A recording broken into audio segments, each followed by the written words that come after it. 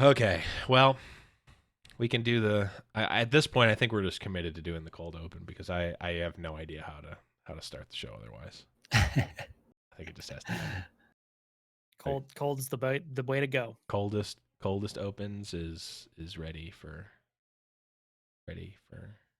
I don't know. I'm just gonna cue the music.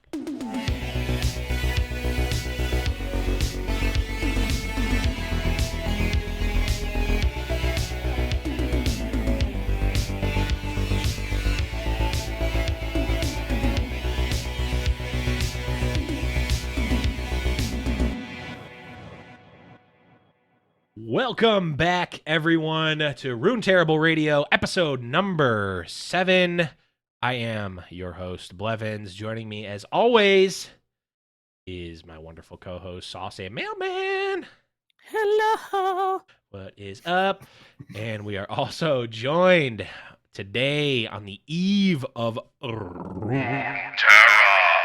I'm gonna try not to use those stupid effects. We're also joined by Runeterradex. What's up, buddy? Welcome to the show. Doing good. Thank you for having me. Excited to talk about Runeterra. Yeah, I think that's kind of our thing for today. That's our thing, right? That's I mean, it's in my name, so kind of. I was just saying, if you're not super excited, you're gonna need a name change altogether. So. I know. I might have to name myself just Dex, but yeah, for now we'll stick with Runeterradex. We'll see how tomorrow goes. Yeah, that's true. We can all be jumping. This could be the last episode. Right. You know what, guys? We hate it. We're done. Yeah, now that we played it for more than a couple days, it's like, I mean, Artifact has scarred me for life, so you never know. Oh, no. Were you in on the Artifact train? I was, unfortunately. I was very committed. I was planning to become a TI Artifact champion, but unfortunately that cannot happen. Yeah, it hurt. It's okay because now we are embraced by the warm cuddle of a Teemo Puff Cap deck that we can all embrace. But I can embrace that. Yes. If you guys are new to the show, welcome. Now is a great time to start because we're going to be talking all about the new patch notes. We got all sorts of new news. If you're listening to this in podcast world, go play Runeterra while you're listening to this. Yeah. Come on, play. Open a. Oh no, wait. There's no packs. I can't even tell people to open a pack. And like, I was gonna be like, okay, now click that one, and you're gonna open up an Ezreal, and like, not this time. One person would do that, and they'd be like, oh, how did you know? It worked. My mind has been blown. Okay, this is. I'll do this. Okay, play along with me now. Go into your collection. Grab. Go to craft a card. Make sure that you have a champion token, and then go craft a. I don't know who should we tell them to craft? I'm not going to give any advice because people are going to be mad if we tell them to craft something bad. Hecarim. It's Hecarim. You got to. Hecarim's cheesy. I like him. Hecarim. But yeah, we're going to be talking all about the patch. They gave us some economy updates. We've got a question from a member of Riot, an actual Riot employee that brought up a really good, interesting question that I wanted to talk about on the show. And I want to get your guys' feedback as well, so you can contribute either in Twitch chat or after the fact in the Discord over discord.me/Runeterrable Radio, which is where all the cool kids are hanging these days. Yep. But before we get into that, Runeterradex, as our guest, tell us a little bit about yourself, what you're looking to do, what your Twitter handle is doing right now, and just give us a little bit of an intro. Right. So yeah, this account was kind of a joke. So I wasn't planning. So this was during the beta, and I'm in marketing, so I just kind of want to see, what it's like to start from the bottom. So my goal was, try to get 100 followers or something, and then done from there. But Tides of Time and Rainet, I think those were the two big ones that retweeted a couple of my posts, and like boom, like each one I got like a couple hundreds of followers. So unfortunately now I'm pretty committed to this account. So here I am, just trying to put in a lot of work, try to find mostly educational content. Like today I put out some of the progress work, although Riot made a ton of changes about 10 minutes after I made the post, which Yep. kind of sucks, but it really shouldn't affect the math if you do check out my Twitter. But it did sting a little because I was working pretty hard last night on that. That's how it always works, though, right? Yep. The Right. old, I did all this stuff. Actually, guys, sorry, but we changed some stuff. So if you just redo that work there and then repost it. Right, That'd be right. great. So tonight I might have to do some crunching, try to fix up some of the numbers, but yeah, that one hurt. And yeah, since this account has snowballed into almost like a little community, my plan is to maybe start streaming. Ideally, what I want to do is I'm also a marketer in the esports industry, and I kind of want to show these brands, these companies, how to spend their money. You know, don't spend $100,000 in Google ads. Don't spend it in YouTube ads. Give it to the content creator, because that's how you get actual gamers. And that's pretty much what I've been doing. I've been sponsoring, you know, small to mid-level influencers, you know, anywhere from a couple hundreds of followers all the way up to, you know, hundreds of thousands of followers. And all of those campaigns have done better than pretty much any campaign that I've run, you know, within the digital ad world. So I kind of want to show that to the companies, even outside of esports. You know, like, let's say Coca-Cola, you know, wants to get into, well, they are actually an esport, but let's say Pepsi wants to get in there. Coca-Cola. Oh my God. Oh God, I'm I a hate Twitch that. part. I mean, it worked, right? Like I mentioned Coca-Cola, so clearly that ad worked on me. True. It did. Yep. But It's subliminal now. Yeah. Right. I mean, Coca-Cola is better than most companies. Like that ad was actually it was decent. They spanned it a little too much, but it was actually decent. But there's so many companies out there who want to get into esports, and it's just little to no efforts. Gamers do not react well to that. It's just hashtag sellout being spammed in chat, and companies get, you know, butthurt over that, and then they'll run away from esports. So, you know, kind of want to show, hey, you know, just work with these creators. You know, they'll get you the users if you're transparent. You know, even the fans will listen. They'll understand the situation that the content creators need, you know, these sponsorships to actually make this a living. And boom, it's a win-win-win for everyone. So that's kind of my ultimate goal. It's more of like a portfolio. Look, this is how you guys got to do it. Not giving $100,000 to Google. Like, they don't need that money. Right. You know, the guy who's streaming 12 hours a day needs it. So yeah, that's my plan. And tomorrow I will start streaming some of my gameplay, mostly because I need the help from the community to net deck for me. During the beta, I was doing the net decking by myself, but you know, with a full-time job and, you know, the account kind of blowing up, and I also want to play Runeterra. You know, so at the end of the day, we actually want to play the game a little bit. Oh yeah, that exactly. During the beta, I played maybe a total of 5 hours. Yeah, I was gonna say you didn't get to play a whole lot.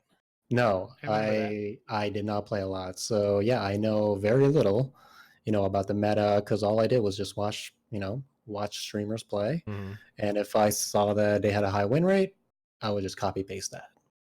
Yeah. So learned very little during the beta period, but now since the game is actually launching, I think it's time to dive into the actual game and yeah, maybe just stream along. And if the channel, you know, gets more than 5 viewers, then I will keep going.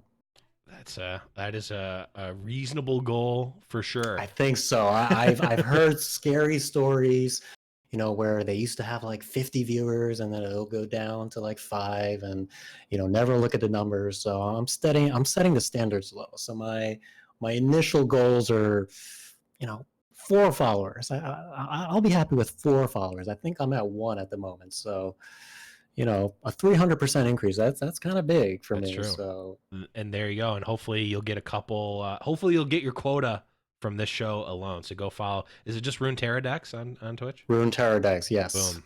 So everyone, boom. Even if 3 of you follow me, I will reach my goals. We'll and hit. There we go. We Easiest will hit goals. the goal. Easiest? No. We're gonna say it's hard. It's 'cause reasonable. I don't want to get hurt. Reasonablest goal.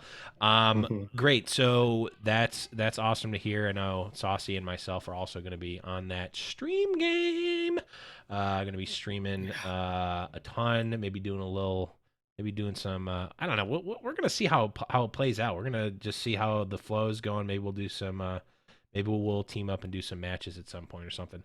That would be. I mean, that's what we should be doing, right? Like, Yeah. Since we don't have spectator mode, there will be no spectator mode on Twitch. So we could be the first.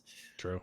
To offer that to our millions of viewers. Feature match potential. Exactly. The problem with Blevins and I playing against each other though is we're both just playing Teamodex. Hey, how about that's a mirror match I will tolerate. The win condition is not actually killing, but you need to hit 600. You need to get to 600 mushrooms. If you kill your opponent beforehand, it's a draw and you have to start over. Yeah, oh, man. Yep. I would play that. I think that maybe we should make a tournament with those rules. Teemo tournament. Teemo tournament. Teemo exactly. Tournament. Maybe. Ooh, that I'm gonna put a pin in that and save that for a later discussion because I'm being dead serious. Like you think I'm joking, but I'm being. Oh no, I'm also being serious because I think that conversation will tie into another topic that we're going to talk about. Future topic. Little foreshadowing here.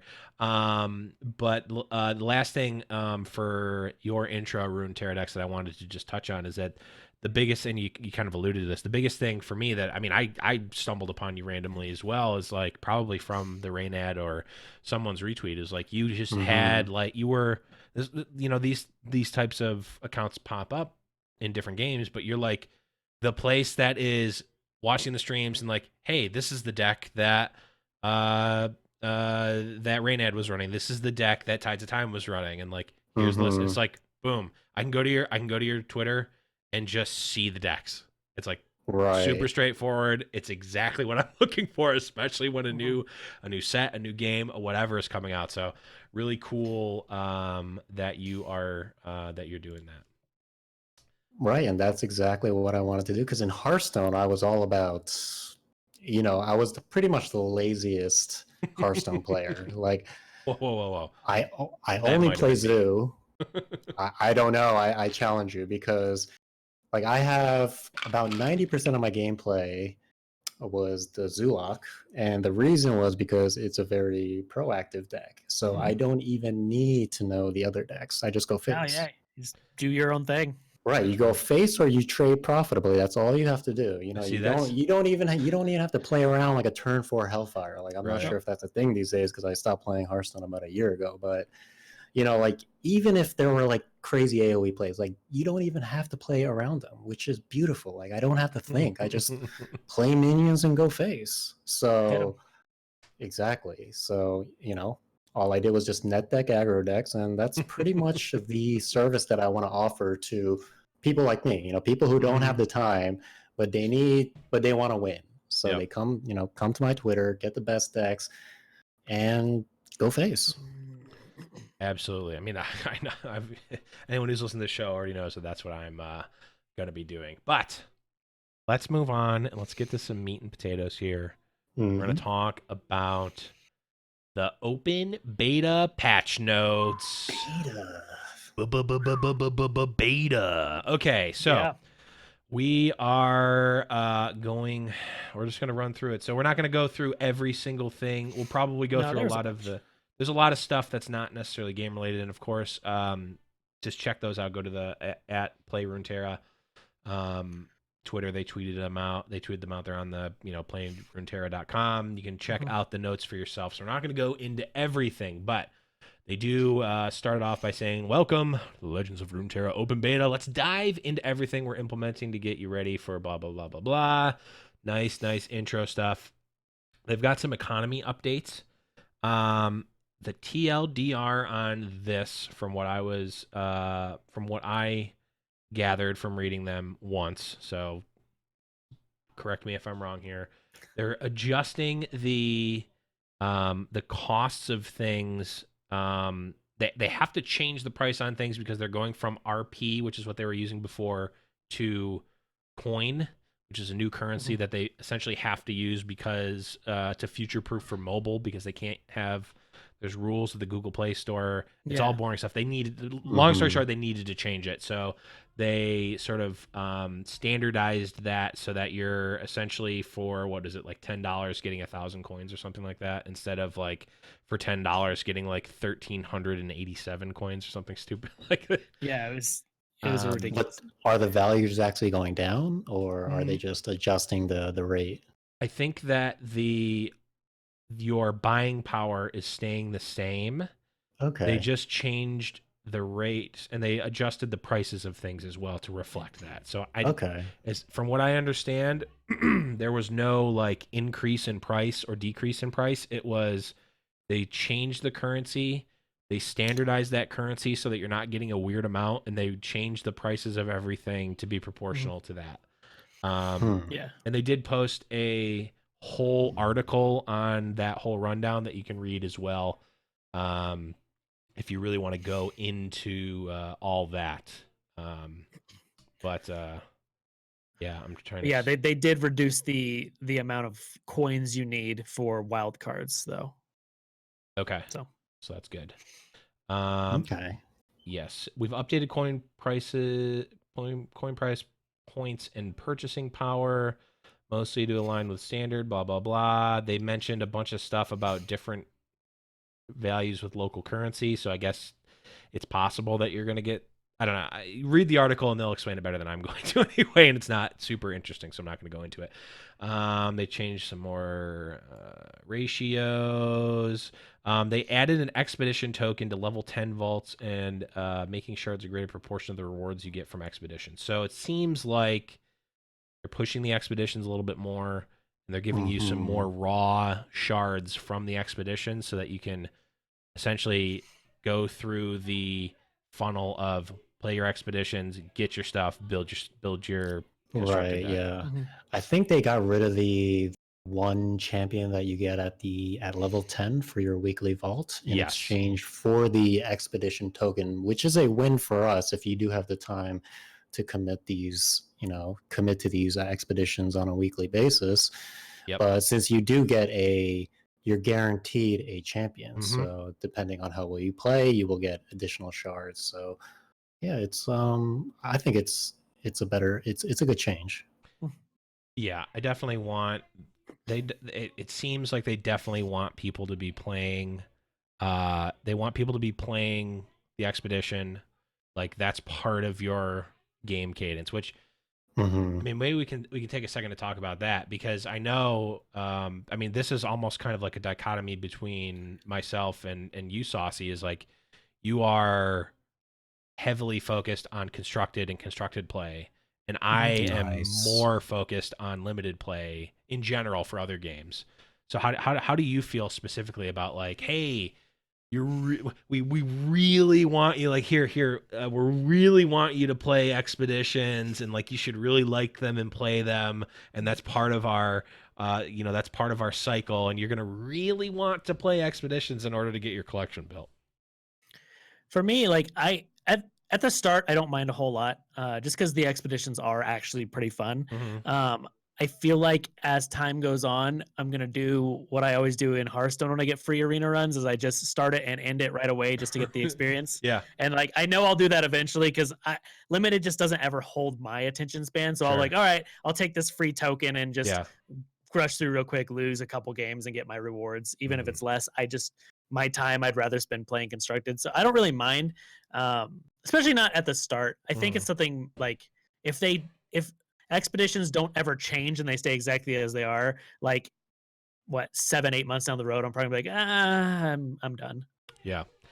It I mean, if it's anything like Hearthstone, or the relationship between like arena and constructed in Hearthstone, like I'm maybe never going to want to play arena again. I love MTG draft, but I do not like arena. When I like in the closed beta for Hearthstone, I played arena a lot to like build my collection, and like it was fun, and like I had a point in time where I liked it a lot, but I haven't played an arena run in Hearthstone in probably 2 or 3 years. Like it's been a long time. And so what do you like about Hearthstone Arena over MTG? no, I don't like Hearthstone Arena. Oh, I you like don't? Okay, no, I okay. like MTG. I like MTG drafts a lot Okay, better. okay. So what do you like about MTG over Hearthstone then? So the MTG is designed in a way, and the sets are designed in a way that is conducive to limited. So Mm-hmm. they're their own ecosystem, and I mean, right now is a perfect example. We just got a new set, Theros Beyond Death. Beyond Death. I was gonna say Theros Reborn or Alara Reborn. Theros Beyond Death. We got that. That draft format is just like a completely new game. Like if you take out, if instead of treating, and I've kind of over the years kind of realized this or conceptualized this, is like Magic the Gathering in and of itself is not a, it is a game, but it's not a game. It's a game system, and that game system has a lot of different games in it, and each draft set in a way is its own separate game. So like it's like Theros Beyond Death draft is a different game than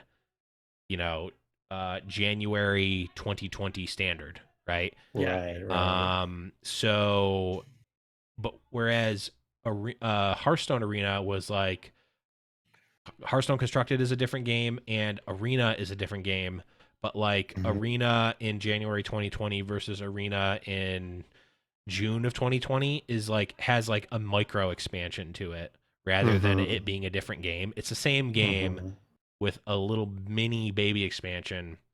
It's also like obviously simplified in a lot of ways. There's not as much diversity. A lot of the decks just feel the same. It's just like you're drafting a bunch of like mid-range stuff, good statted dudes and like bomb spells. Whereas like Magic, like I can build a very defined aggro deck. I can build a very defined control deck. There are, depending on the set, there's different like combinations and stuff that you can build. And I think Runeterra, for what it's worth in the expeditions I've done, feels a lot closer to MTG draft than it does to Hearthstone in that way, especially since like they're giving you the card packs. So like, hey, you pick your Teemo, you pick you first pick a Teemo champion. It's going to tailor that and like give you a better chance to like, hey, you can really go all in on this Teemo thing, which I think is the coolest thing about MTG draft. And like sets like the first Innistrad was just like one of the best sets ever. And I know we're going inside Magic here for anyone that doesn't know this. They're probably not going to be as into this, but basically like there's so many different like distinct archetypes that you could play in that set. Like you could play a mill your opponent, a mill yourself, an aggro deck, a control deck, a like mid-range like graveyard themed deck, a like hate bears deck, like all different archetypes that you can play in draft. Yeah. And they're all good. And that kind of is what Runeterra it feels like, at least initially. Yeah.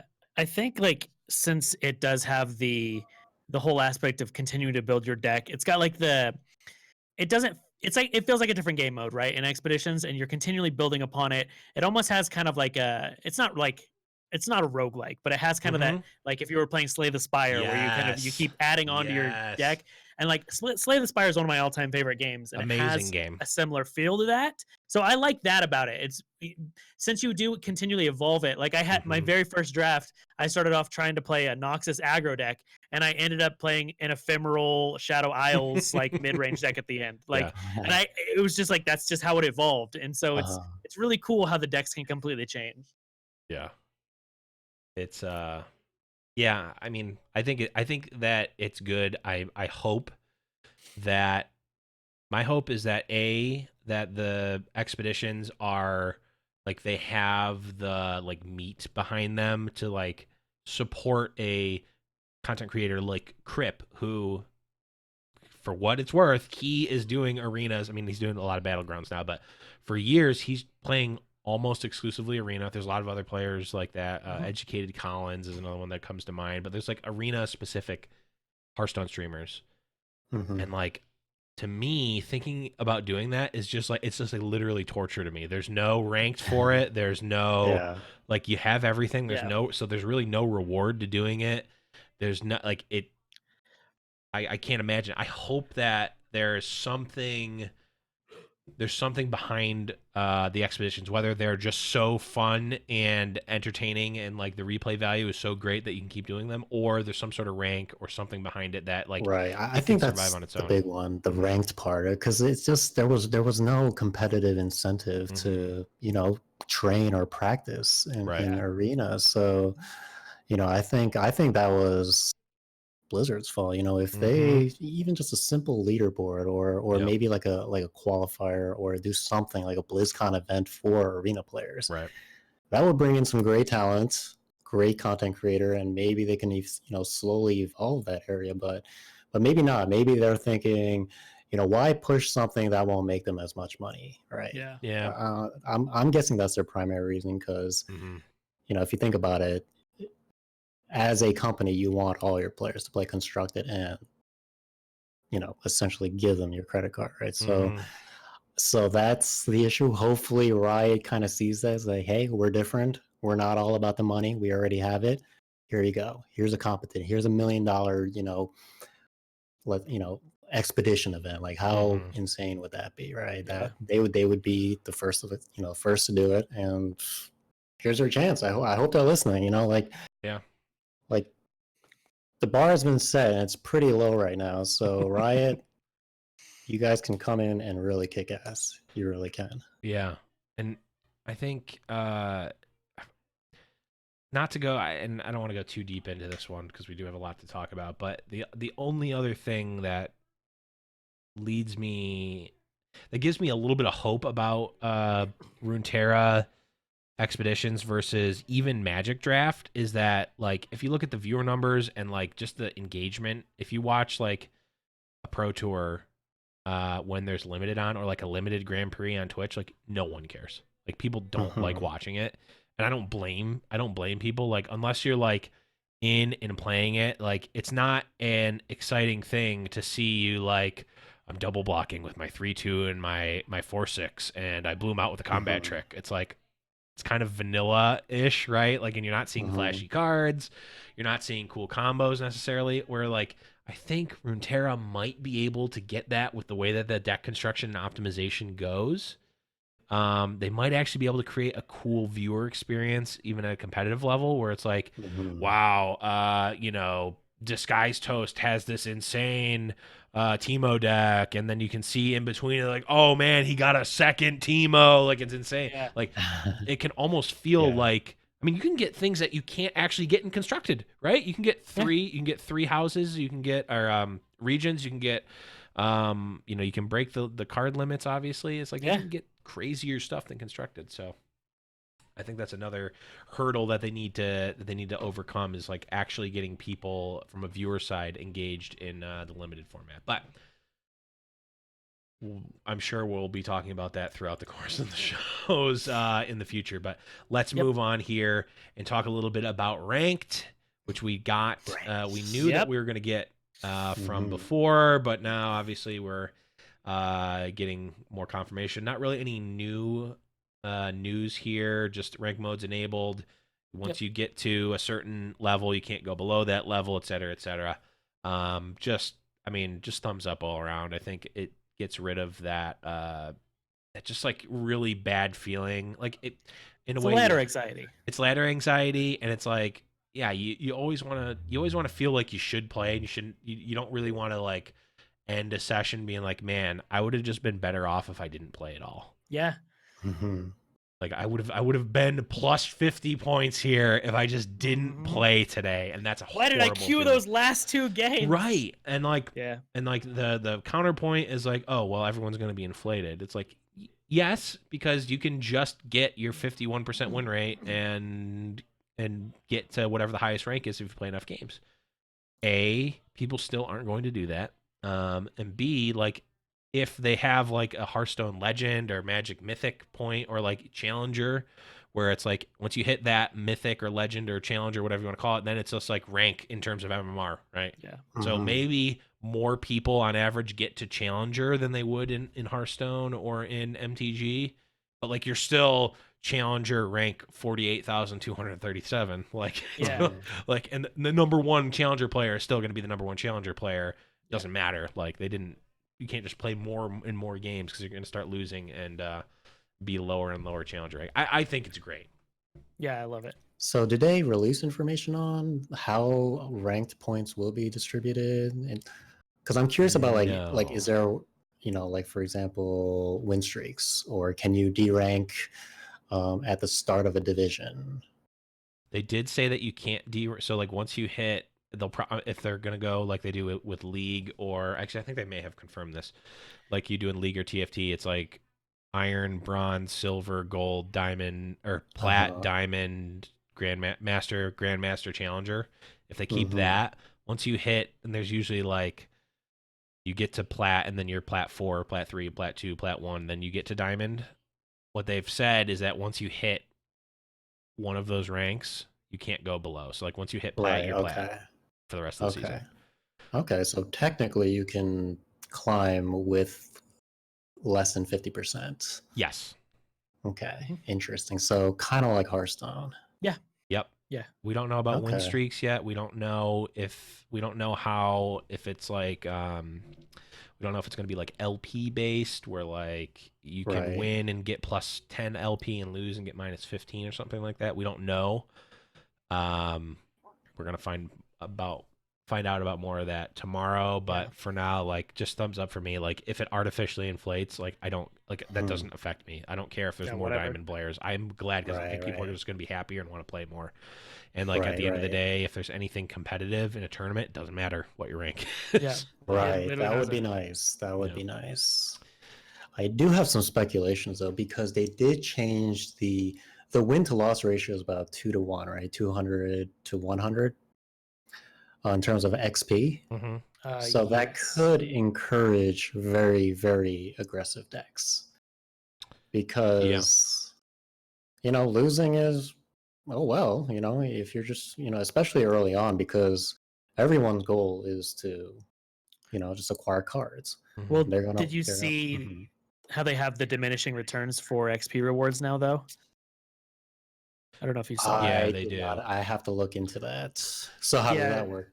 So basically, you get more experience for your first 4 wins of the day, and then after 11 to 15 wins, you get into a bracket where you only get 150 XP per win. 16 to 20 wins, you get 100 per win. 21 through 30, you get 50, and 31 plus, you get like minimal. Okay, interesting. Wins, not games, right? Yep, wins, because you also get experience per losses, and those also have diminishing returns.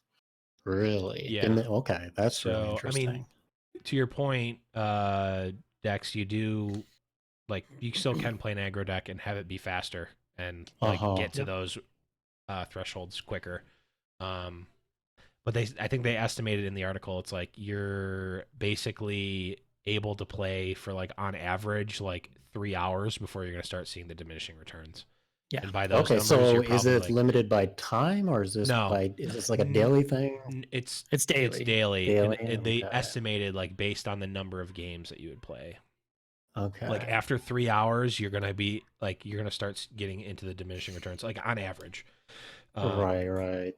But after if you win your first 30 games and then lose your next 20, your 51st game, you're not going to get any experience. But that's a lot of games in a day. That's a lot, yeah. It's a lot of games in a day. So I think for the most part, you're going to be getting experience. I think that's fine, because this is XP, rank. Yeah. So, that's fine. Because we do want to, we don't want the hardcore grinders to just collect so much that when set 2 comes out, they have enough shards and, enough cards or wild cards to be fully equipped to just destroy everyone. So it might be a good thing, because that's the kind of problem Hearthstone had, right? Like, you kind of have to be a pay-to-win player, especially during 100%. The early parts of the expansion. It's like, if you don't drop $50, you're fucked.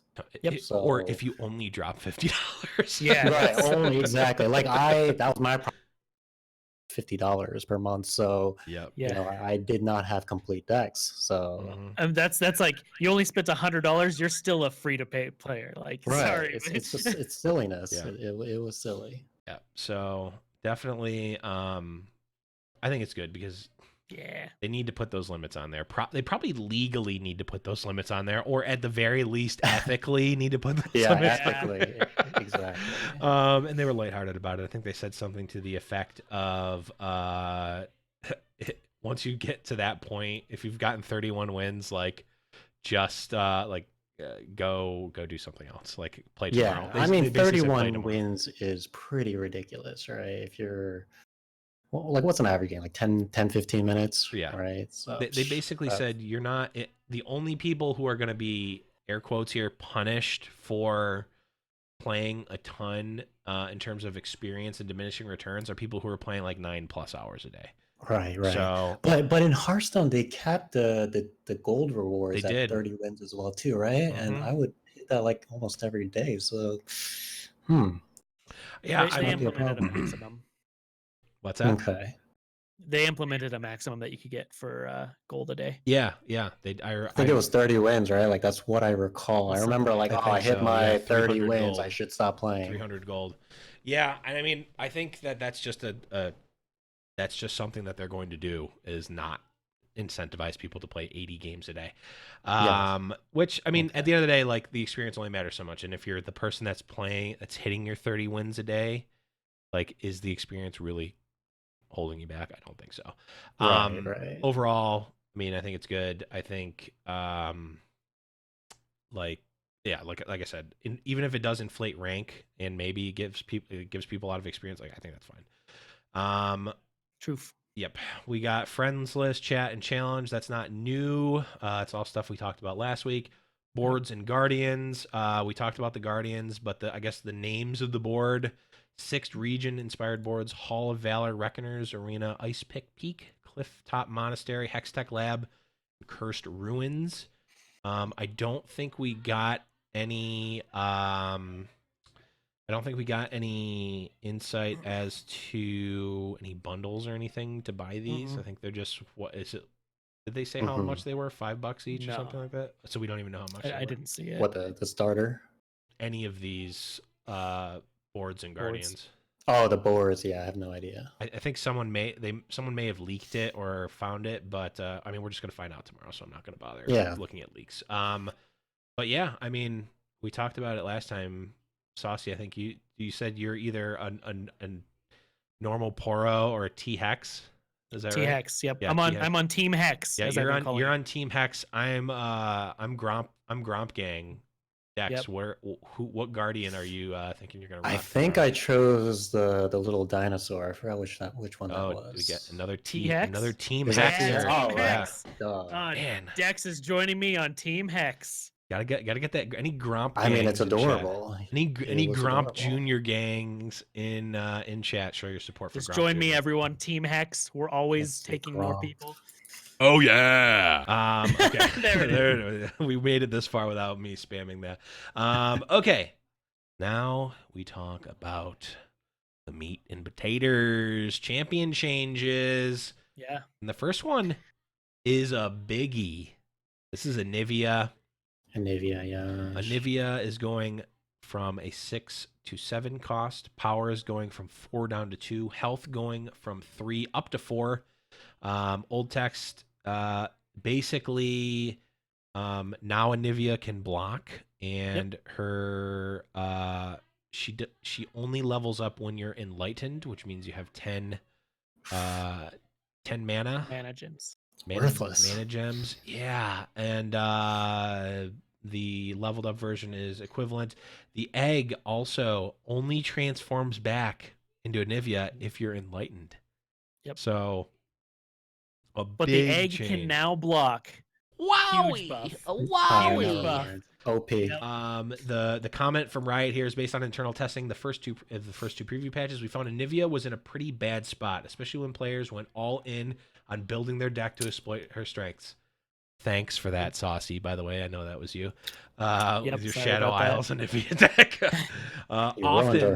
Often she could be leveled up with almost no chance for the opponent to interact. Thanks again, Saucy. With these changes, we're preserving her copy/sacrifice synergy while giving opponents a more consistent opportunity to react. Also, by reworking her to fit into an Enlightened deck, We think she'll have a clearer role as a control/ramp finisher. Not bloody likely. Finally, we've heard feedback that Anivia's design felt a bit off thematically, particularly in her inability to block. So we removed that trait and adjusted her stats to support both an ice wall feel and a roadblock play style that better synergizes with her abilities. Mm-hmm. Stinker. Yeah. So I have so Anivia was my favorite card in the game for both closed betas, and I played a lot of Anivia. I have multiple YouTube videos with Anivia decks. Yep. So it really is Saucy's fault. It could be. It is in great part. No, dude. no. I believe it. Wait, Riot, is it Saucy's fault? Oh yeah. Damn it. No, so it's a huge nerf, right? It's the biggest nerf of all the patch changes. Yes. The only light at the end of the tunnel that I have for this is these are not permanent changes that stay on the card forever. Like if it's Magic the Gathering, like if they see that literally not a single person plays an Anivia ever on ladder, they're like, okay, maybe we change some stuff. I think it's just crazy because this is the first card, at least the first nerfs we've seen. I mean, talking like the game is actually out, but that has so many various different buffs or different nerfs and changes to it. Yes. Like it's one, they took the power down, they increased the mana, then they took her level up ability, like her recursion off as well. And it's just like, that's insane. Yeah. They definitely went very far on the nerf side, which is interesting because we had seen them specifically kind of not do that. Yeah. Where it was like, we're going to nerf it a little bit and then we're going to tweak it a little bit in another spot, which they like technically did here, but it was like, we're going to nerf it like, if we're just going by like arbitrary levels, we're going to nerf it down 3 power levels and we're going to tweak it up 0.5. Yeah, exactly. And like, this isn't, and like, I also could see, we haven't really seen it as much. I don't know if we've seen it at all in Runeterra yet, publicly at least. Like we've seen reworks, and this is like a pseudo rework, but it was like, again, they didn't give Anivia the extra oomph to actually put her at playable. It's like, they could have taken off 1, if not 2 of these nerfs, and I think it would have been all right. Even if they just like took the power down and raised her mana, but left her egg recursion the same, I think it would have been completely playable. Yeah, not as good. Obviously, would have been a huge nerf, but like just making it where she only levels up with Enlightened is so bad. It's just so bad. Yeah, I mean, she comes out later. She's bad. She's actively bad for 3 turn. It's her being a 2/4 for 7 is not that good of stats. Yeah. it's tough. I mean, the egg, like, I get that they like probably don't want her to be like that ice wall, like they said, where like, but that's impenetrable, and like from the time that you play it, it's like, well, aggro just concedes now. Which I could see it being, because she can just attack, and like she gets to attack, she gets to essentially nuke their board for 1, no matter what. Even if she chump attacks, she's coming back as the egg next turn. I could see that being super, super annoying, especially if they kept the cost the same. But this, I mean, she still has a strong ability in the super late game. I'm just not sure, A, if this is better than other control finisher options, and B, if that style of like go to the super, super late game is actually a viable strategy in the meta of Runeterra right now. Yeah, we'll have to see. But yeah, definitely one that I have the same sort of glimmer of hope as you, Saucy, that like maybe we see Anivia get no play whatsoever and she's terrible, so they can, reevaluate those changes. Exactly. All right. Next. Well, I just wanted to comment, one really cool thing about Riot is they're making big changes, so they're not scared. One of my biggest problem with Blizzard was like, if they make a change, it's always just 1 or 2 cards, and it doesn't really shift the meta like something like this. Imagine every update, changes as many cards as this, as erratic as this. That will force the meta to constantly change. So I'm excited to see how this will develop, where maybe they want to constantly crush the dominating deck. They want players to tinker around with different types of archetypes.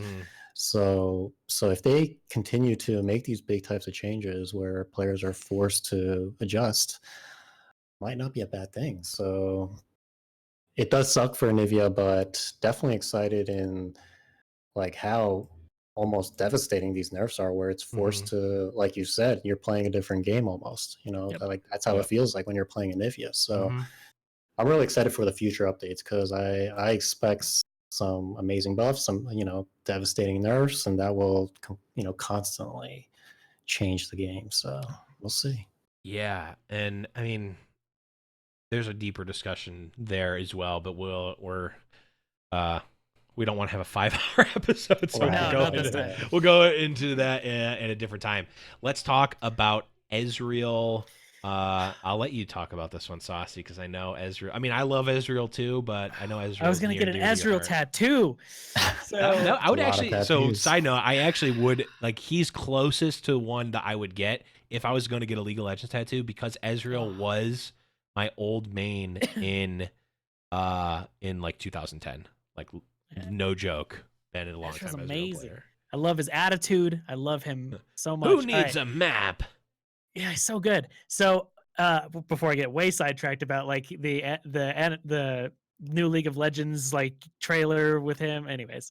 So that was sick, by the way. Sick. So Ezreal got a change to his level 2 ability. So this is a strange one, because we saw a rumor unconfirmed change about this, and then the confirmed change happened. So there was talk that when he levels up, he's got Nexus Strike. He used to create a 0-cost fleeting Mystic Shot. And he also has the ability, when you cast a spell, it deals 2 damage to the enemy Nexus.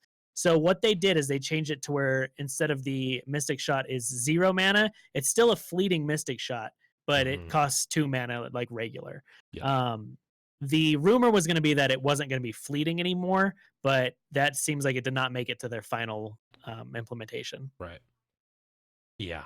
I mean, just a straight up nerf to Ezreal. Yeah, it was going to be a burf, but now it's just a straight up nerf.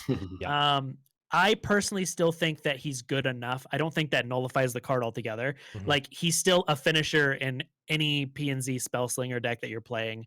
Like, every time you cast a spell, you play stupid puff caps and you dome them for 2 as well. It's pretty strong. And I mean, it was very powerful. Before, if you got to attack with a transformed Ezreal, there's a very small chance of you losing that game. I don't think I lost a game where I was able to flip an Ezreal and he attacks. So I get it. Like, 0-cost spells are tough. And I'm not super opposed to it, just because coming from other card games, like Hearthstone specifically, 0-cost spells are what always warp the meta. Oh yeah. And so something costing 0 is always something to be afraid of. Soulfire. Yeah, exactly. 0 cost. Or I mean, think in Magic too, right? Any card that you have that doesn't cost mana to play, you could say take 10 damage and do something for 0 mana. That card's still going to break the game, right? It doesn't even matter what it does. I mean, it certainly could. The other part of that is that also static abilities that just deal damage to your opponent when you do things that you're going to do anyway. Also a broken thing that synergizes quite well with 0 mana spells. The other problem with, well, not problem, with the other strength of Ezreal is that A, he's elusive, B, he's cheap, C, like he synergizes with so much, like it goes on and on. Like, Ezreal was a very pushed card. And he's super easy to level up. Like, targeting 8 enemy minions is not hard when Piltover and Zon. Yeah, and Riot says Ezreal's level up was slightly too consistent at immediately ending games, so we wanted to add a bit more suspense to the "is this it" moment when it comes to hits level 2 without impacting his power level overall. Leaving the mana cost on his fleeting Mystic Shot won't impact him early, while keeping his late game spell singing a true display of skill. So yeah, I mean, this just takes Ezreal from being a like super pushed champ to just a regular, very good champ. Yeah, and I think that like they talked about it a lot when we got a lot of discussions in the closed beta. They want every champion to have a place, and they want you to be able to play every champion. Mhm. And before, like the Ezreal versions of Piltover and Zondex were just better than all the other ones. Yeah. So you weren't seeing as many people playing with like Heimerdinger or Teemo. So now if Ezreal is tuned down to the same level as like Heimerdinger, maybe you'll see more varying different decks, Mhm. you know? Yep. Which I like. The next one, Vlad here, we won't go too much into. This is more of like a they just added a little bit of consistency. They changed his level up text to level up you've survived, or you've had 6+ other allies survive damage, to level up you've had 6+ allies survive damage, which basically, if you can cheat a second Vlad into play, it will trigger off of they'll trigger off of each other. So or it will trigger off of itself. So just a very slight buff that makes it a little more consistent, but not too much to talk about here. The one that we will talk a little bit more about, because I think this is one of the most played champs, period, especially when it comes to Freylord, was Tryndamere, who's got a level 2 nerf, and basically just got rid of. He did have Overwhelm, Fearsome, and Tough when he leveled up, and now just has Overwhelm and Fearsome. So, I mean, okay, still disgusting. Still disgustingly yeah, still good. fair. Still very, very good.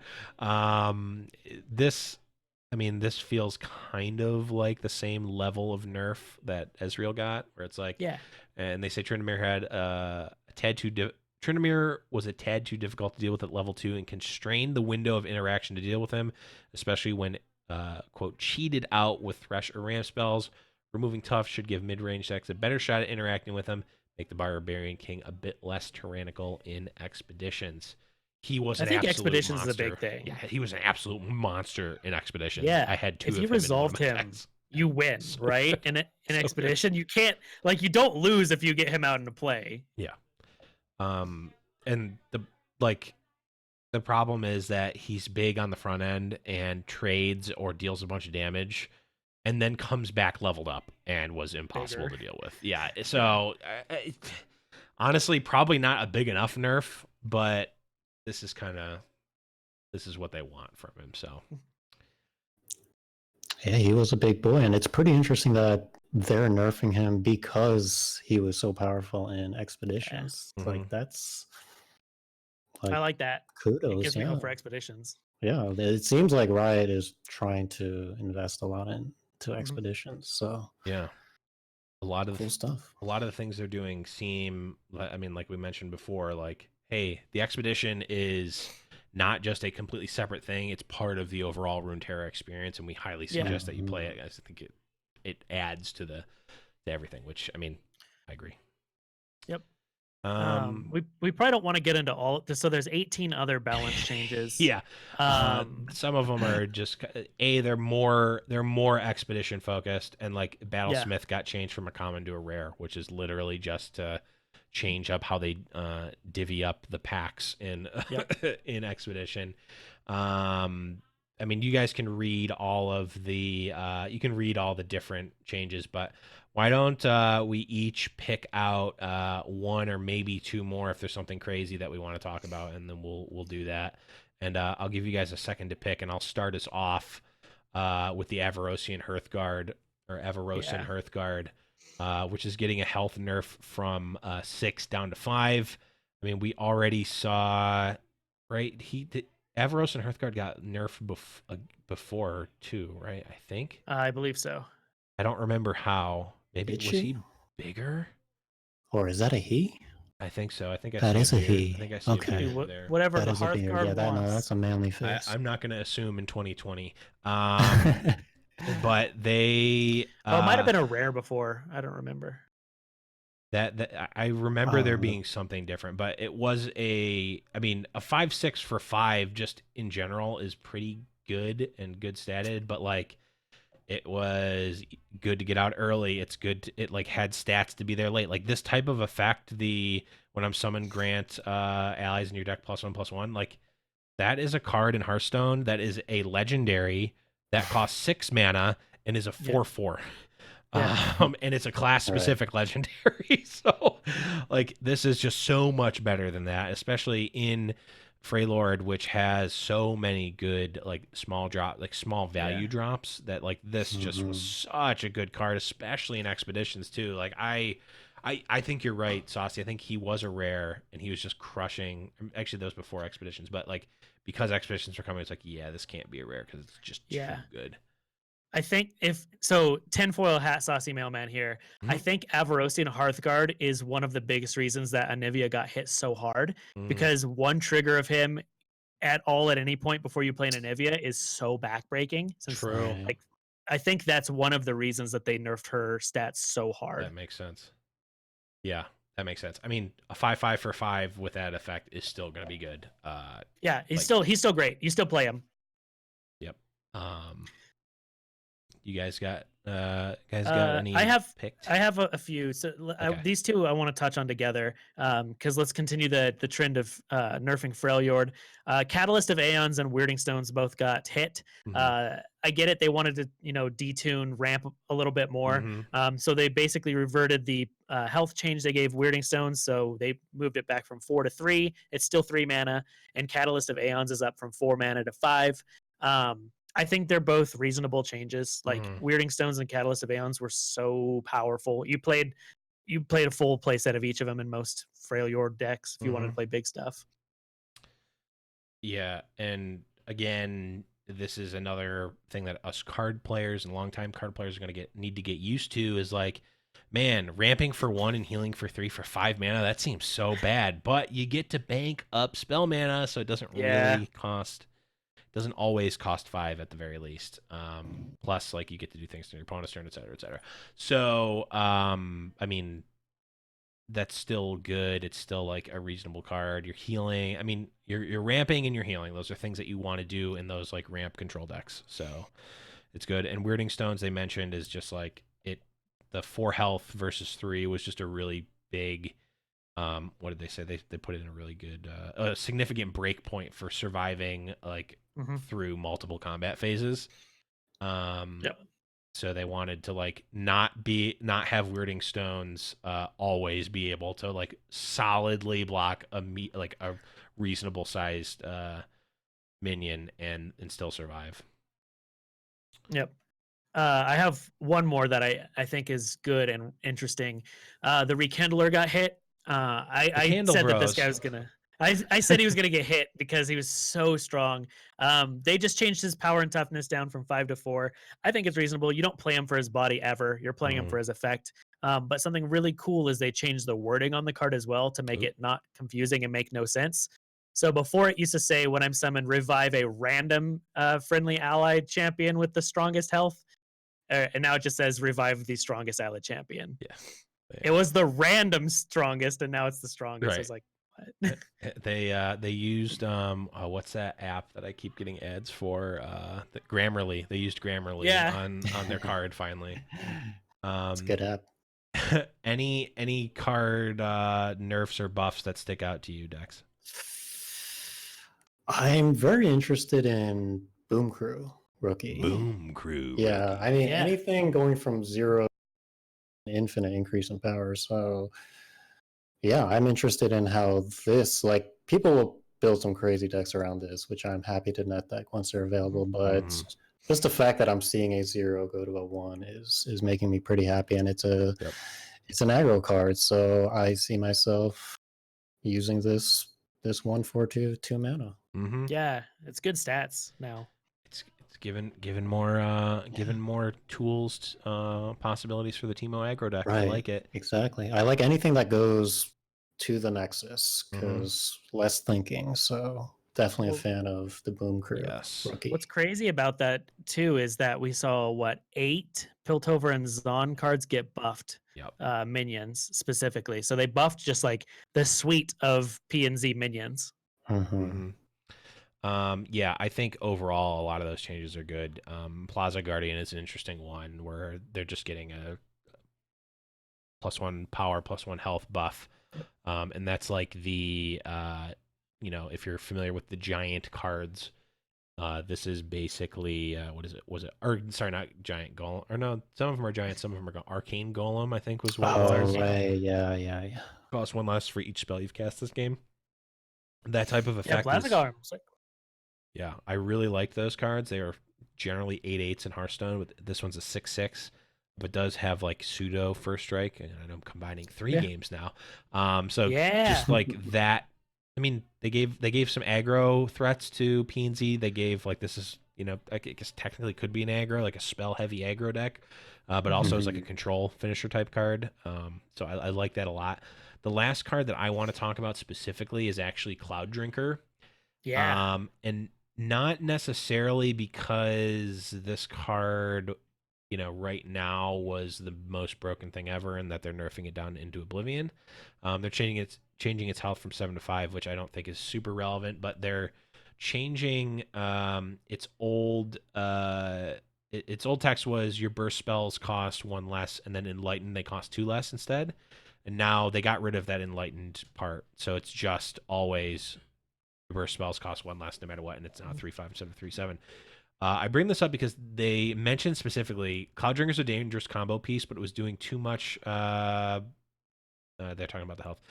We're also removing the super effect at enlightened, which was risky long term, and they say potentially enabling infinite / game ending combos without offering much to existing enlightened strategies. That line there, I think, is one of the biggest insights into the game and the philosophy behind the game that we've gotten in total since the initial preview of the game. Yep. They don't necessarily want infinite or game ending combos in the game. So if we're thinking of Splinter Twin in Magic or Sir Infinite, so technically, yeah, the infinite, the Snip Snap decks, before they got nerfed, where it's like literally infinite, like you win the game on the spot. In Hearthstone you need APM, but in Magic, you, especially tabletop Magic, you just make infinite and you win on the spot.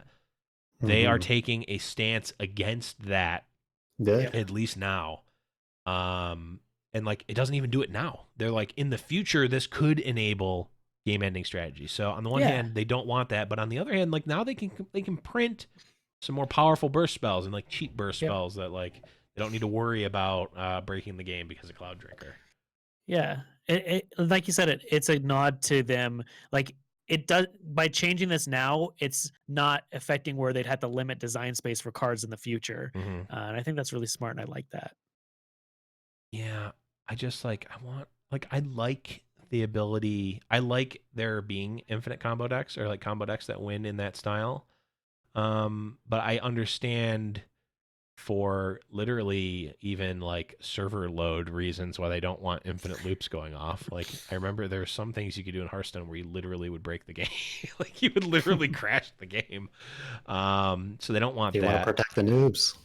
Yeah. Because I remember when I was playing Magic, like, what really made me quit was that dumb infinite loop deck. And you don't even know. Like, I'm just sitting there and I'm like, all right, maybe I could do something in a little bit, but no. And you find out through time, you just wasted an hour and I just leave. And then, you know, there's no way for me to figure that out. Right. And then the guy would, like, you know, try to add me and talk shit and be like, what are you doing? And I'm like, I don't know. I didn't know, like, I'm supposed to concede. Like, I never give up. Right. So I think it's really, right. Like, I think it's a great thing because, like, that was the killer for me in Magic. And I'm sure they've seen that, you know, within Magic, and they're like, no, we don't want to do that to our new players, because they will quit, like I did with Magic. So yeah, people do hate non-interactive infinite combo decks, but also it people hurts. love them. But it's so frustrating. on the one hand, they are thinking of that, but on the other hand, I'm thinking about them thinking about that, and all I need to do now is just make more copies of Cloud Drinker. Can't stop me, right? I'm still doing the infinite combo. Get them out of here.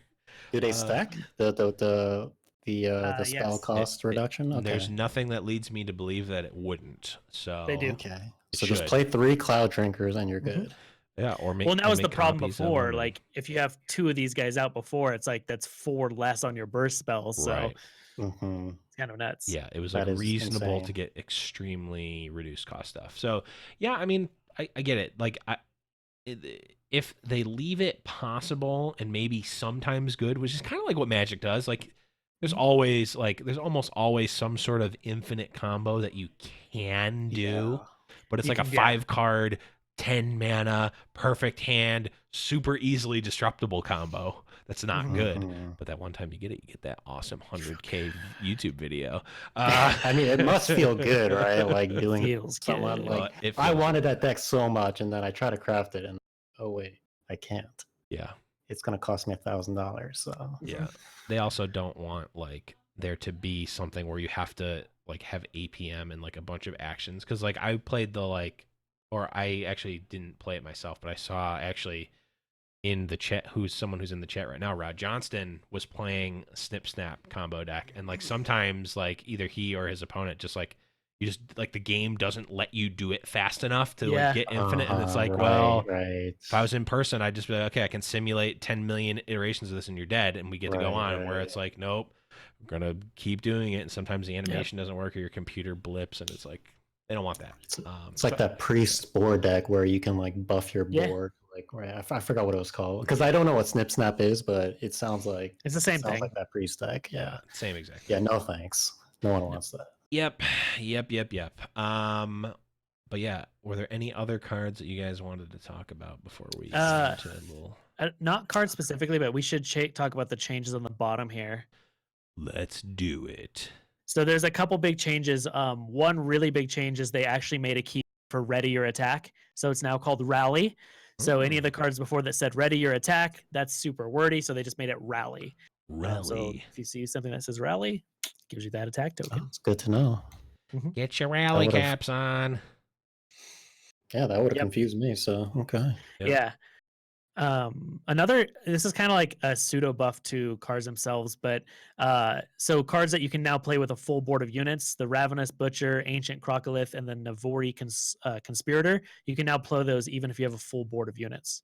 Oh, and those are ones that you need to sacrifice a unit to play them? You have to sacrifice guys to play them. So before, if you had a full board, you couldn't play the Crocolith because you had to sack 2 guys, but you're like, but I need the board space. It was an infuriating thing. Right, you need exactly 3 units out to get value, or else exactly. So it made that card not even playable because I can't do this. So they've changed that as well. That's awesome. Yeah, really good quality life, and technically a burf. Actually, not a burf, just a buff. Technically a small buff.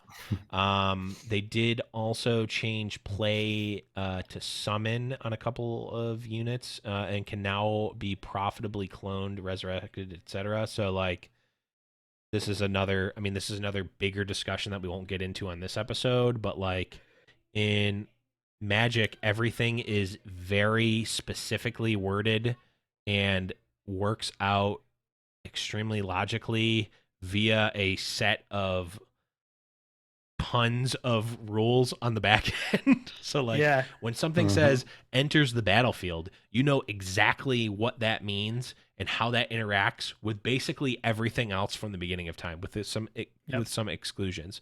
In Hearthstone, it's almost exactly the opposite, where sometimes summon works on certain things, and if it gets put into play directly, does that count as summoned? If it gets resurrected, sometimes it does. It depends on the card. You never effing know. So I'm glad that we're getting something like this, at least a little bit, with Runeterra, because just my mind as a longtime Magic player is built in that evaluates rule sets in that way of this says a specific thing. It says play, or now it says summon, and that means that when it comes into play, regardless of how it came into play, this summon effect is going to trigger. Not you have to summon technically only triggers when you play it from your hand by paying its mana cost, and if that's the case, that's fine, but I need to know what that means at all times. And now they're cleaning that up a little bit, so I think that's good, very good, in fact. Yes, sir. Are there any other ones down here in the bottom that are interesting? There's some text updates. There's a rarity shift. Stuff. Bug fixes, blah, blah, blah. Attack and initiative icons. They're saying something we've consistently heard during the preview patches, that our UI widgets for round initiative and attack token were a bit too confusing. Swords everywhere. So we've combined them into a single new widget located in place of the old attack token. So our old attack token is now different. Initiative icons, the swapping sword and shield, were removed from the board and replaced with a new indicator under the attack token. Attack token near the mana dial has received updated visuals and now also indicates round initiative. So we're getting a little bit of a UI difference. Yep. Champion visibility is basically we're going to be able to see what champions are in your opponent's deck pre-game, as well as being able to see them in-game deck inspect lets you additionally click on a champion's portrait to see the card text and associated cards. So now, hey, what the heck does I know they have Garen in their deck? I don't remember what he does. Now you can actually do that and look and see like, which is good. And like what's Garen's spell if he has a Garen in play and he has another one in his hand? What does his spell actually do? Now we can check that, which is huge and awesome. Yep. And you can also now champions that make level up progress from your deck, like Ezreal or Hecarim, now pop up to show both players when the progress is being made toward their level up. So now, kind of like how Cthulhu or Galakrond in Hearthstone works, where like when you invoke, Galakrond thing pops up and like makes an animation. It's like, oh, they invoked Galakrond. We know something happened. Yeah. So definitely good. I think it's good. Yeah. Just quality of life stuff. Really good quality of life stuff. And yeah. At the end of the day, our quality of life is very important. It's everything. Besides that, there's just miscellaneous. There's some known issues and some bug fixes that we won't go over. But that's it in a patch, or a patch in a nutshell. Overall, is there anything else that you guys want to talk about in terms of the patch? No, I was just gonna say, if you do want, we created some visual infographics of you made them. I'll take us as a unit, the Saucy Mailman unit. No, so I made some infographics that have all of the changes. They're on our Discord and our Twitter. So if you want to see them visual, because I'm a visual person, so I had to physically see them myself. So that's why I made them. So for me, and so I gave them to all of you. Yes, we got those. Nice. Okay, so last thing I wanted to talk about a little bit before we get going here is a topic that was brought up by Riot Gene on Twitter. And he said, with the Runeterra beta starting back up tomorrow, or today if you're listening in Podcast World, or yesterday, or sometime in the past if you're listening to this in the future. Hello, future. How is it? What type of coaching, stats, and other helper applications do you want to see developers build? And I'll start with this question because I think it's a super interesting one, because it's like it's not so the pairing to this is that actually it wasn't actually involved in the patch notes, but I noticed this randomly outside of that. The Runeterra team, or Riot, actually released the API for Runeterra. So like if you're a developer or someone that makes apps or extensions or whatever, like you have access to the Runeterra API, and like I'm not technically savvy like that, so I don't know what the limitations of that are, but like they gave it to us as a community to do that. And that's the sort of the first part of this, is that like it is out there. What types of things do you want to see developers build?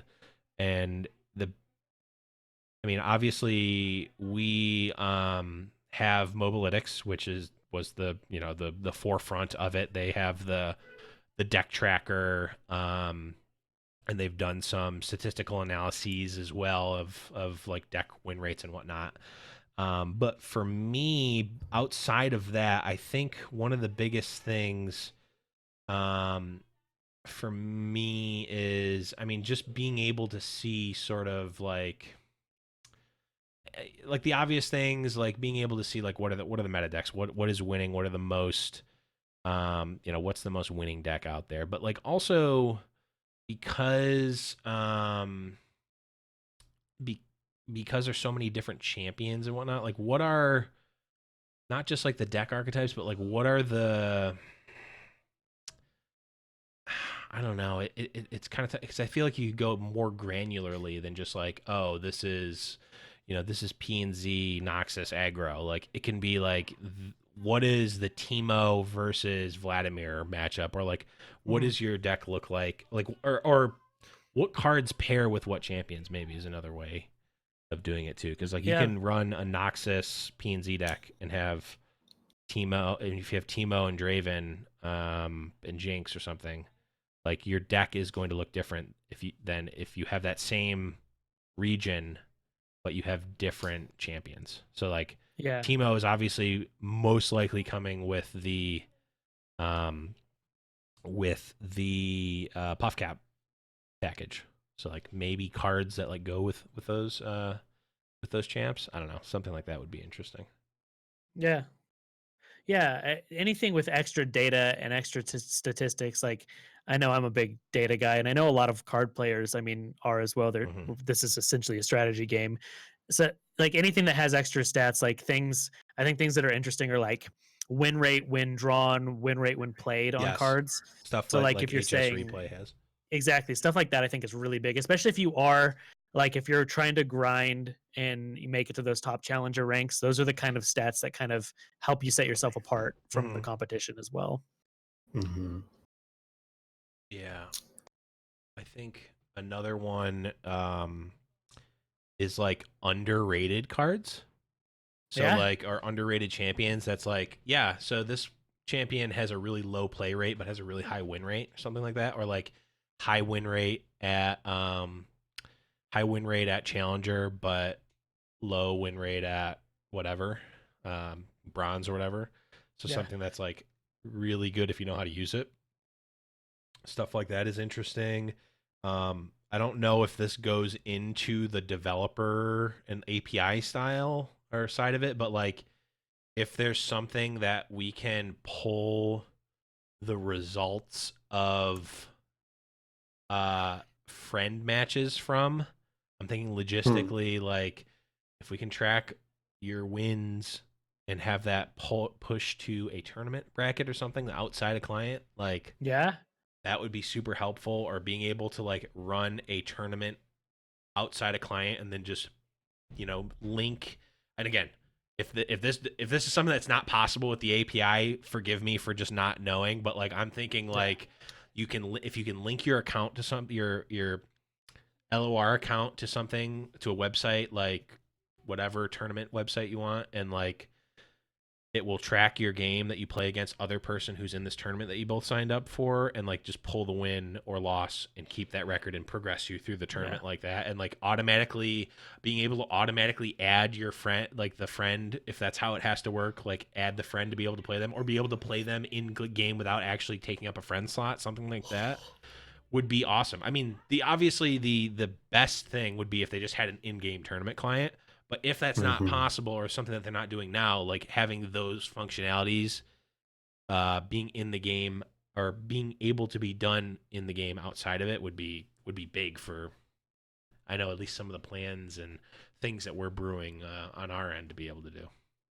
Right. That's like my one biggest wish, if they have an in-game tournament client, and for two reasons. One being it'll really put content creators to push, tournament content, which I think people would love to see.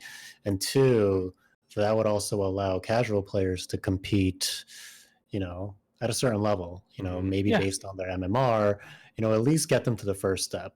Whereas like, for example, Hearthstone, if you want to be competitive, you've got to be at least a legend player, go out to a local Hearthstone gathering or something. And, it's a lot of steps.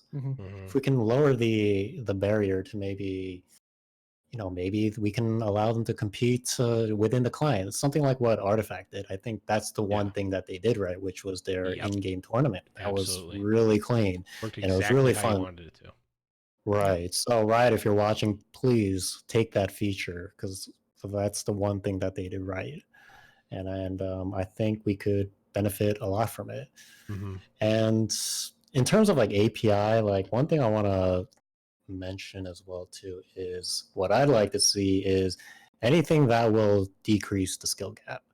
Because one thing that I saw when I used to work in the online poker industry was the game was beautiful when everyone was terrible, where even the best player just was like at a 52% win rate. Sure.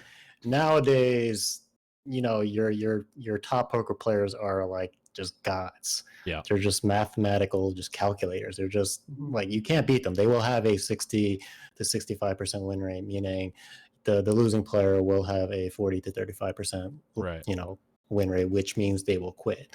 So whatever they can do to diminish that gap, that's how you retain players. And one idea that I have is maybe like maybe allow coaching. Maybe have in-game coaching. That would be something cool where you can be a coach and you can try helping out new players. Or another thing is trying to think, maybe like a super AI that you can play against, and maybe at the end of the game it can give you like a review session or maybe a recommendation. Be like, hey, if you played this card, your win rate based on our data would have went up by 2%. Little things like that where they have the data. Why not share that data and kind of steer the new players to the right direction? Because even when a new player has all this data, when they go to Mobalytics or Hearthstone, they're not going to know what to do with that number. Yeah, that's a really good point, actually. That makes me think, that actually opens up my thought process on a lot of things. Because Mobalytics outside of Legends of Runeterra, their actual Summoner's Rift League product is kind of like that's their proprietary thing, is like their AI is like gives you an analysis of like, hey, you were jungle role and you were you were not at the, your gold was actually like 20% lower at 13 minutes than it should have been. You could do this, and this to increase that. And you should have gone for ganks at this point in time. Like I don't know. I have no idea how it does that or anything. And actually, without spoiling too much, that I know the founder of Mobalytics, and we will probably get him on the show at some point. I don't want to commit him to anything, but we'll probably get him on the show at some point to talk about what he wants to do for Runeterra, or what their plans are, and what they can do. But I think having like something like that maybe it is because like if you're playing, so for instance, if you take something, this isn't a real example, but like Avaros and Hearthguard, for example, it's a 5 mana card. So it's like, okay, when I have 5 mana, just play it, right? And if for that card specifically, it probably is correct to just do that when you get 5 mana, just play it. But like, say, instead, if you've got Avaros and Hearthguard, but like against the Jinxed Raven deck, actually, when you have 5 mana, you want to be playing a 3-cost spell and hold up Mystic Shot, and you're like, you're going to win more games if you are doing that instead. Like on their turn 5, you need to have Mystic Shot to be able to kill their their 5/2 or something like where like those are two options, right? Play your 5-drop 5/5, or your 5-drop 5/5, or play hold up mana for a spell to counter something. Those are two options that come up, and like depending on the matchup, depending on a lot of different factors, both of those options may be correct in some points. It might depend on your board, depending on their board.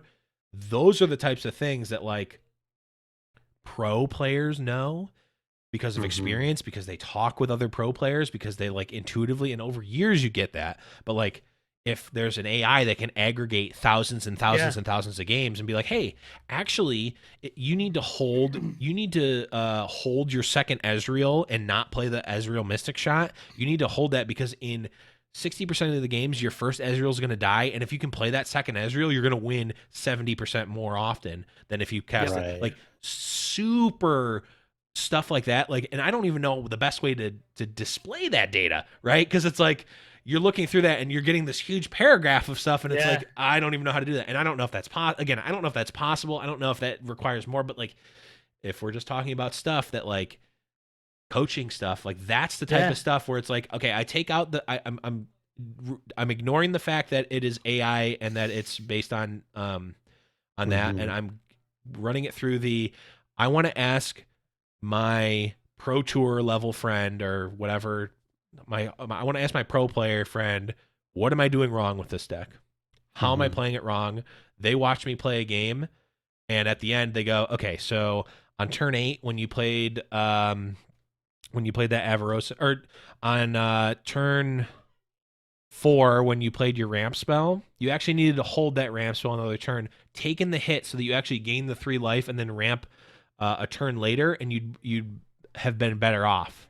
Super like little things like that, I think, is in the long run going to be super helpful for people, and something that would be really interesting. And again, may not be possible. I don't know.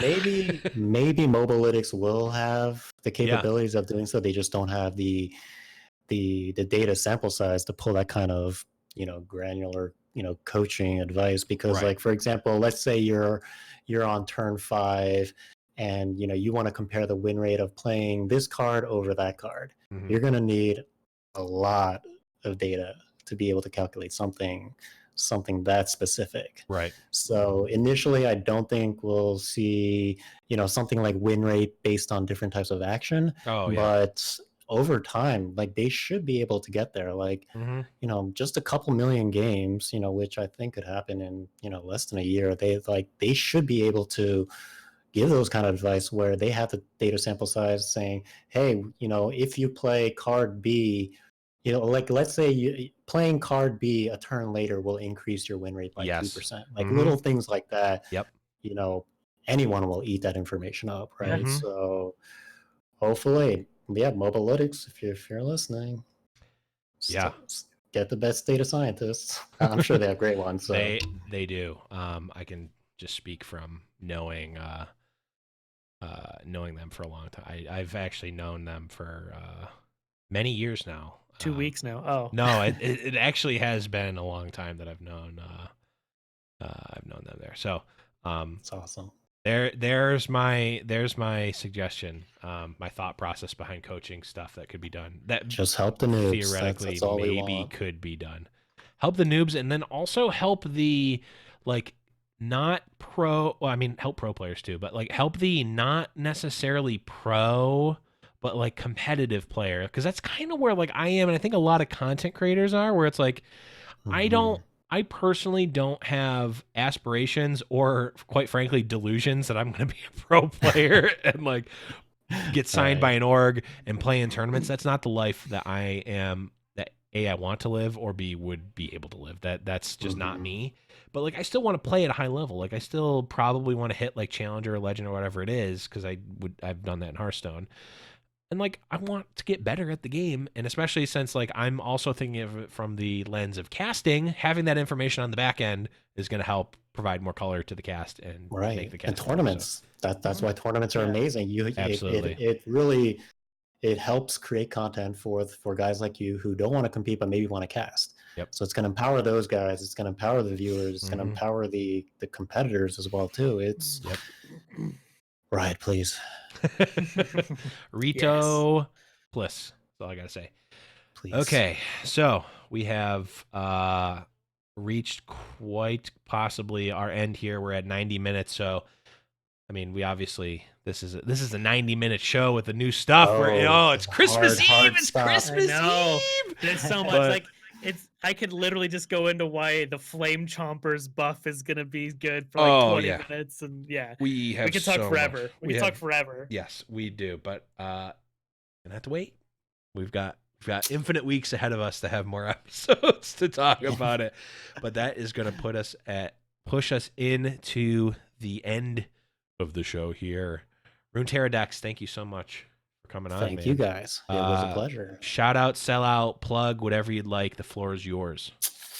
I guess my channel. So starting tomorrow, hopefully, twitch.tv/Runeterradex. I'm going to start streaming. My goal is 4 followers. So I think Navalis already followed me, so I'm at 2. Nice. So I just need 2 more followers. So help me reach those goals, and I'm